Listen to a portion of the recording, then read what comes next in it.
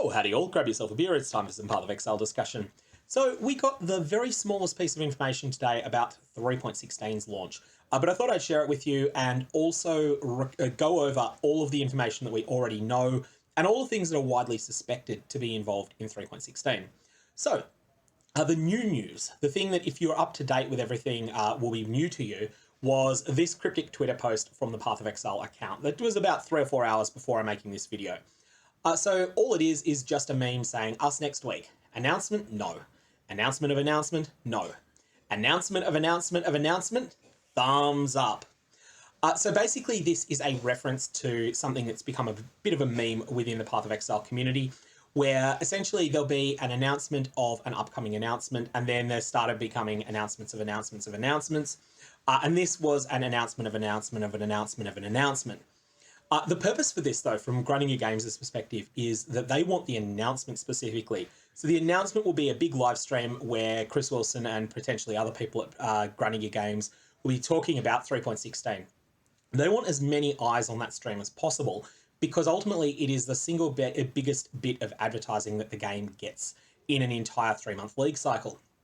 So they want a lot of eyes on the actual main announcement itself. How do you get a lot of eyes on something? Well, you need to reach out to the people that are already heavily enfranchised Path of Exile players. People like yourself, if you're watching this video, people like me, and you need to tell them that, hey, something is coming and it's going to be at this time. So that's the reason for the announcements of the announcements.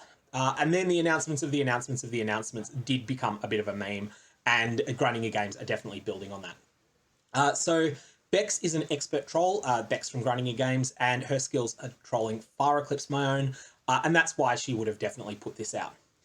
There's also, though, another little comment that's interesting that would be easily missed if you only saw on Twitter.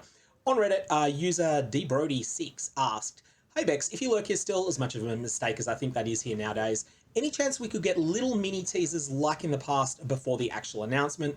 I miss the guys when you guys used to, I miss the days when you guys used to do that over just dumping everything in one announcement." And Bex responded, "Teasers? In this economy? Just kidding. Hell yeah, there's a chance." So I'm going to take that as pretty much a given that we will start seeing some of those little data dump things that will happen. So that'll be something like, there might be a post one day that lists 4 of the divination cards that are coming in the league. The next day there might be a link of what's being changed on a particular skill gem. Something like that. Small pieces of information. Essentially, from GGG's perspective, the idea there is just to get enfranchised players to still pay attention occasionally, at least the fanatical mega fans, to keep paying attention so that they don't miss the announcement, they don't forget about it. That's their goal with that. So what do we know is coming in 3.16? I will say that if you have been following everything news-wise, if you are a mega fan, you'll find there's nothing new in the rest of this video. Except for my speculation on when the league will start. But we know there's going to be an Aurabot rebalance. This is something that Chris Wilson has mentioned. This will be a nerf, and it will hopefully be surgical ones that are aimed at minimizing the sort of damage to other builds.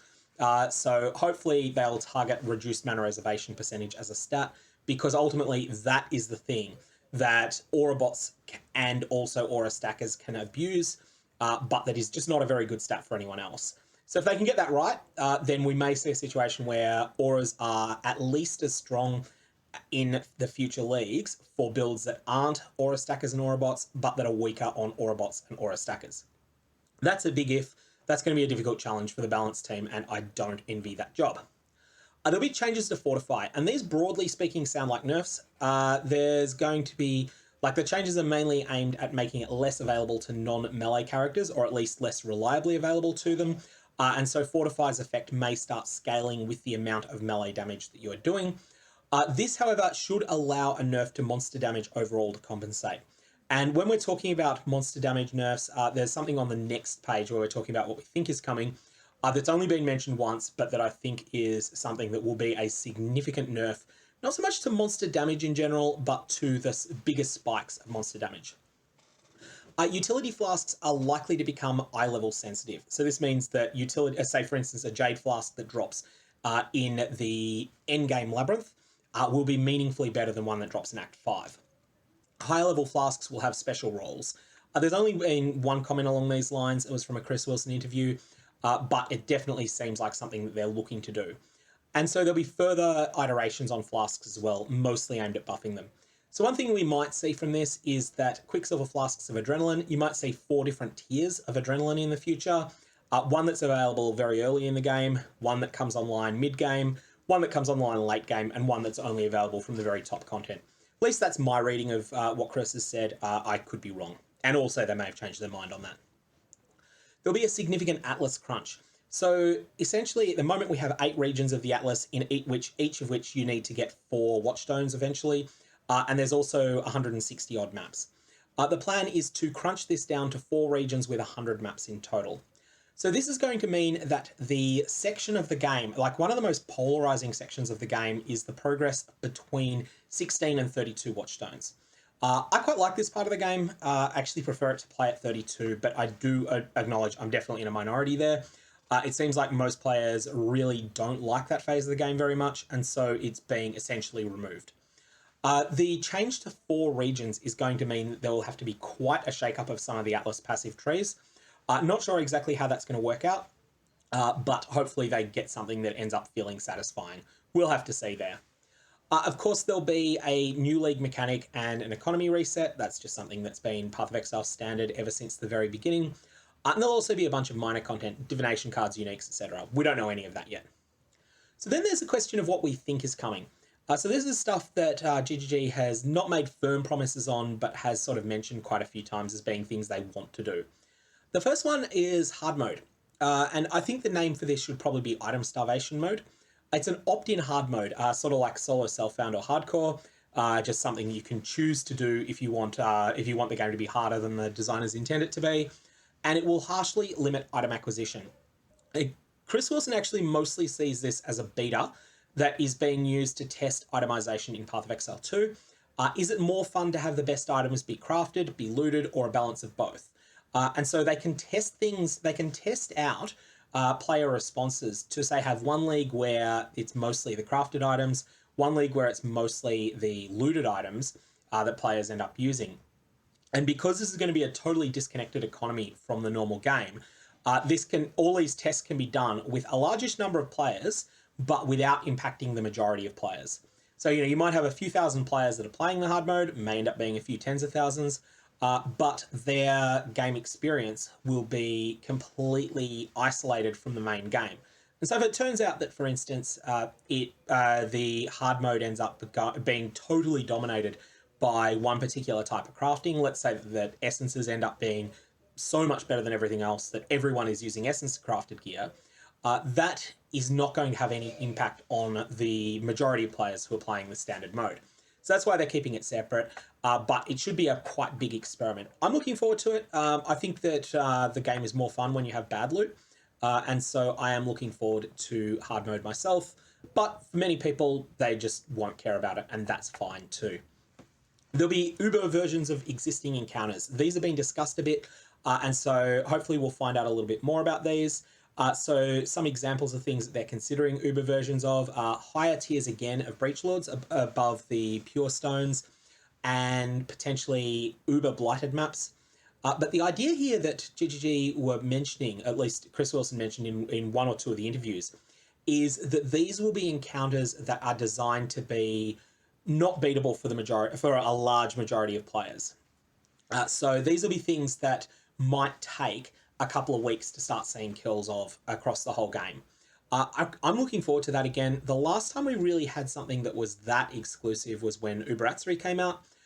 Uber-Atzri was wasn't even beaten at all in permanent, so in standard. Wasn't beaten in standard for something like 13 or 14 days after it was released, because the fight was just considered that hard. No one had a clue what was going on.